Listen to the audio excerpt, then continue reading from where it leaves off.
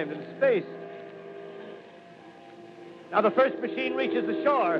He stands watching, looking over the city. The steel cowlish head is even with the skyscrapers. He waits for the others. They rise like a line of new towers on the city's west side. Now they're lifting their metal hands. This is the end now. Smoke comes out, black smoke drifting over the city. People in the streets see it now. They're running toward the East River, thousands of them, dropping in like rats. Now the smoke's spreading faster. It's reached Times Square. People are trying to run away from it, but it's no use. They're falling like flies. Now the smoke's crossing 6th Avenue.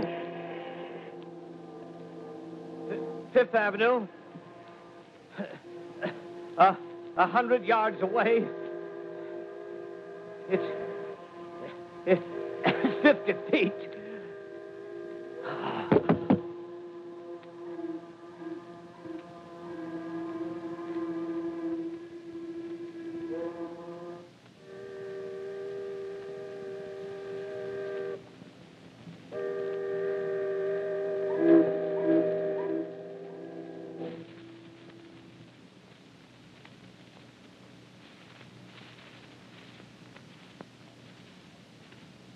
X2L calling CQ. 2X2L calling CQ. 2X2L calling CQ, New York. Isn't there anyone on the air? Isn't there anyone on the air? Isn't there anyone? 2X2L.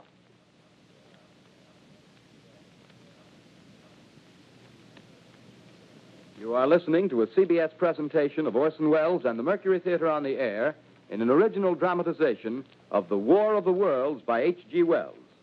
The performance will continue after a brief intermission. This is the Columbia Broadcasting System. The War of the Worlds by H.G. Wells, starring Orson Welles and the Mercury Theatre on the Air.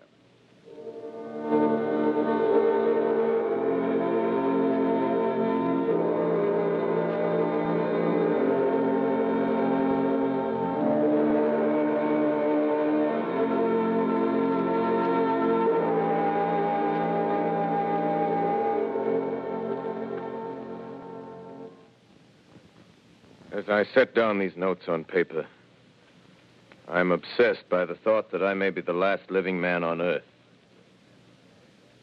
I've been hiding in this empty house near Grover's Mill, a small island of daylight cut off by the black smoke from the rest of the world.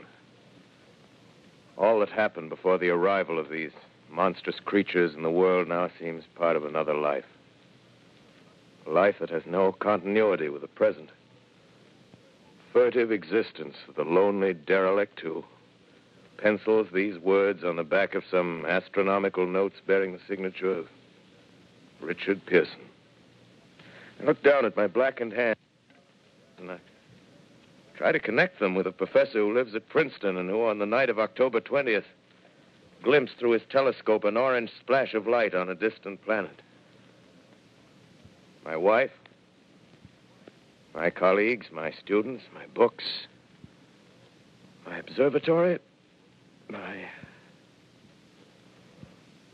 my world. Where are they? Did they ever exist? Am I Richard Pearson? What day is it? Do days exist without calendars? Does time pass when there are no human hands left to wind the clocks? In writing down my daily life, I tell myself I shall preserve human history between the dark covers of this little book that was meant to record the movements of the stars. But to write, I must live, and to live, I must eat. Find moldy bread in the kitchen and an orange not too spoiled to swallow.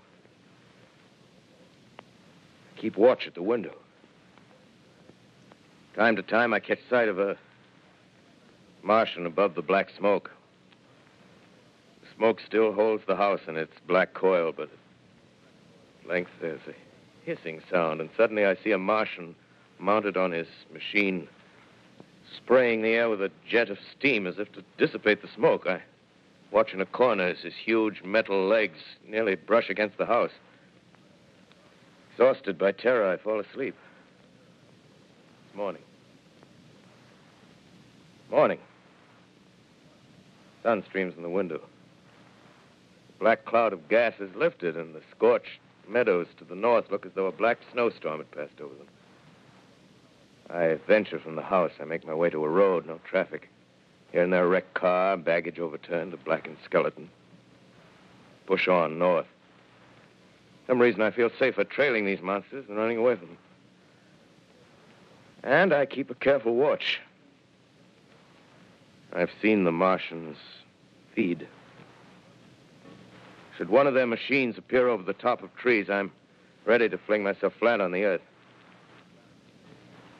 I come to a chestnut tree. October.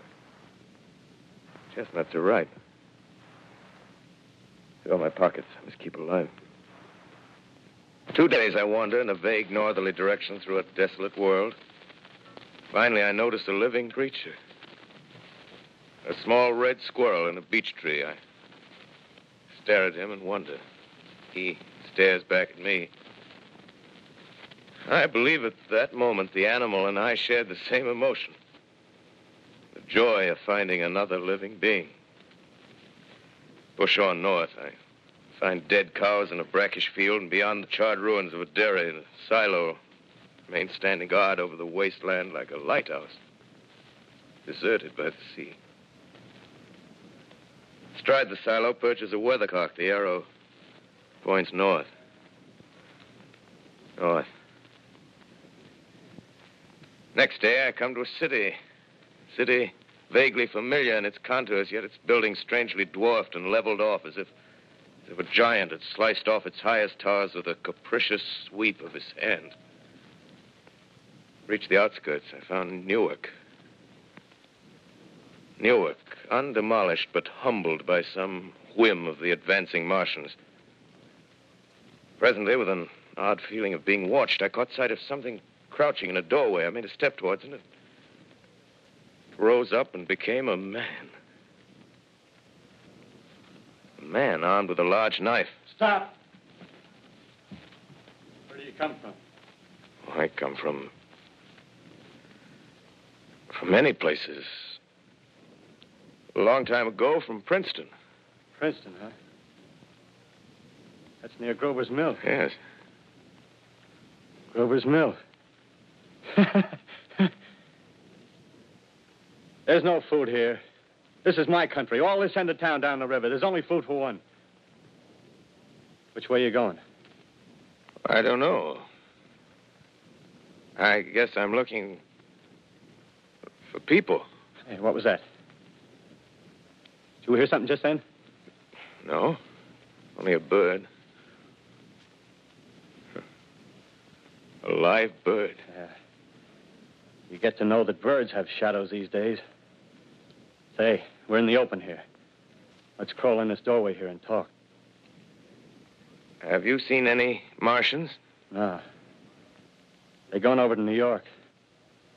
Night, the sky's alive with their lights, just as if people were still living in it. By daylight, you can't see them. 5 days ago, a couple of them carried something big across the flats from the airport. I think they're learning how to fly. Fly? Yeah, fly. Then it's all over with humanity. Stranger, there's still you and I. 2 of us left. Yeah.